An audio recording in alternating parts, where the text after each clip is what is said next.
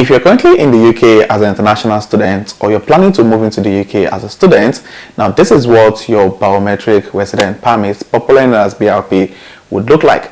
And as you can see on the screen, you can see that international students in the UK are only allowed to work maximum of 20 hours per week. And also for those on the skilled and health and care visa, it's also categorically stated on the BRP, as you can see on the screen also, that there's restricted work hours. Now this means that you can work for your current employer based on your contract. If you've got a 37.5 hours contract signed, or you've got a 40 hours contract signed, and in addition to that, you're only allowed to work extra 20 hours aside from the job you're currently doing with your sponsor here in the UK. And it's important for everyone to really understand that breaking this rule is one of the reasons why so many people are unable to renew their visa. They're unable to move to another visa category in the UK, because one of the conditions of you applying for a new visa in the UK is that you must have not breached your previous contract or the previous conditions on your visa. And there's a lot of information going around as regards people getting their visa rejected because of working more than the 20 hours cap given. Now some of the information I'll be sharing with you is relevant to those who are on the student visa, on the skilled work visa, and also on the health and care visa. Trust me guys, you don't want to spend thousands of pounds to study or move to the UK to work and find out that your next visa application will be denied because you've worked more than the 20 hours cap. So this is what I'm going to share with you everything you need to know about this 20 hours cap and how you should make sure you avoid working more than 20 hours to prevent you from getting that next visa you're going to be applying for. So if this sounds like something you'd like to know more, don't go anywhere, keep watching till the end. And if you're coming across my channel for the first time, come on, hit the subscribe button to join the amazing growing family. And my returning subscribers, you guys are amazing. Thank you for being here. So without further ado, let's get right into the video.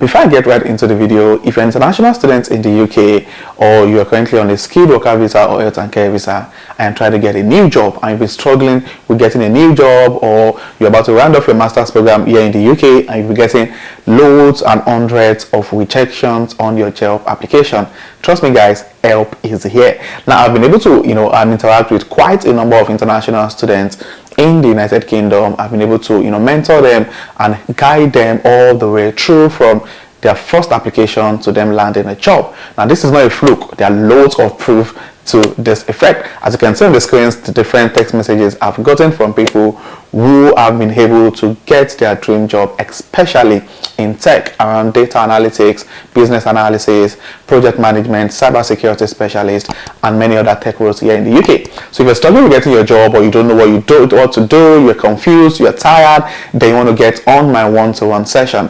Now you can click on the link in the description below for us to have a chat. Now just go through the process of clicking that link and you'll be directed to having a WhatsApp conversation with me. So we're going to jump on a call, get to see your current situation, what exactly are you doing wrong, how to if there's a need for us to help you restructure your CV, you're going to be informed on how to go about that, and everything around you getting your new job. So if you're looking for a job in tech, in data analytics, in any tech roles basically, and you're struggling, they want to check out my one-to-one session.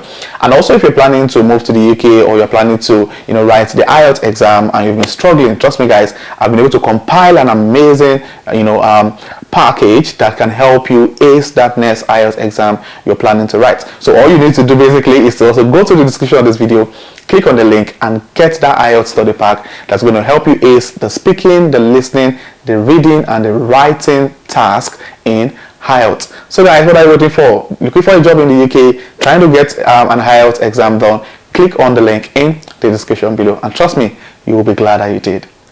For those who have been following my channel for a while, many of you understand the fact that I'm an advocate of people getting the best and the amazing opportunities available here in the United Kingdom. And one of the things I tell people is, if you're in the UK as a student, it's important for you to make sure you stick to the number of hours restrictions that you've got on your visa category. And this is the reason why now many people have gotten away with working more than 20 hours a week. And one thing about the UK is nobody is going to investigate you except there's a reason for them to investigate you. Now this video is coming up because of the fact that now the UK government is under a lot of pressure to reduce net migration, and from what you know, they're not trying to reduce migration, they're trying to reduce net migration. They are two different things. Now what net migration basically is the difference in the number of people coming in and the number of people going out. So they're not trying to reduce people coming in, they're trying to reduce people staying back in the United Kingdom. And it's important for you as a student in the UK, the only thing you're adding to the economy at the moment is the fact that you're paying tuition fee. And by the time your tuition fee is over, they're hoping that you get a job that would, sponsor your visa, then you continue to also give back to the UK economy. However, with the plan of the government to reduce net migration, now some of the things that they've overlooked in the past, I know thousands and tens of thousands of people who have breached the 20 hours restriction on their student visa, and they've been able to get skilled worker visa, they've been able to get global talent visa, some have even been able to get post-study work visa without any concern. However, with the new measures, with the new attention on net migration in the UK, now we don't know what exactly they'll be putting into place very soon. And if the government decides to pay so much attention on those who are working more than 20 hours, then for people that are working more than 20 hours, you're going to be at risk of not being able to apply for another visa category. And of course, if you're not able to apply for another visa when your current visa expires, you have two options. It's that you go back to your own country or you remain in the UK as an illegal immigrant. And trust me, you don't want to live in the UK as an illegal immigrant. Even for people like us that are legal in the UK, we know how challenging it is considering the increasing cost of living here in the UK. Now imagine you living illegally and you're not able to work and all of that. So yeah, it's going to be a mess. So that's really not an option, to be honest. So work more than 20 hours. Many people feel one of the things someone once told me a couple of months ago is that, for me to cope the 20 hours restriction, I'm going to work 20 hours from one company, then go to another company to work on that 20 hours, then work for like 3 employers 20 hours each. Now, in as much as that sounds smart, it's really a very dumb thing to do, to be honest, because the UK has a way of tracking trust me, in case you don't know, every single money you make into your bank account. So if I say UK bank account, the UK, they are aware of all of those things. I remember talking to someone a couple of weeks ago, and he said, his tax code was changed, so he decided to call HMRC to ask them, why did they change his tax code, and just to understand why, so that they can take it back to what it was before. Only for him to pick up the call, and when they picked up his call, got his details to really understand who was calling, and decided to give information, and according to him, he said the person on the phone actually mentioned every single penny that came into his account in the last couple of weeks.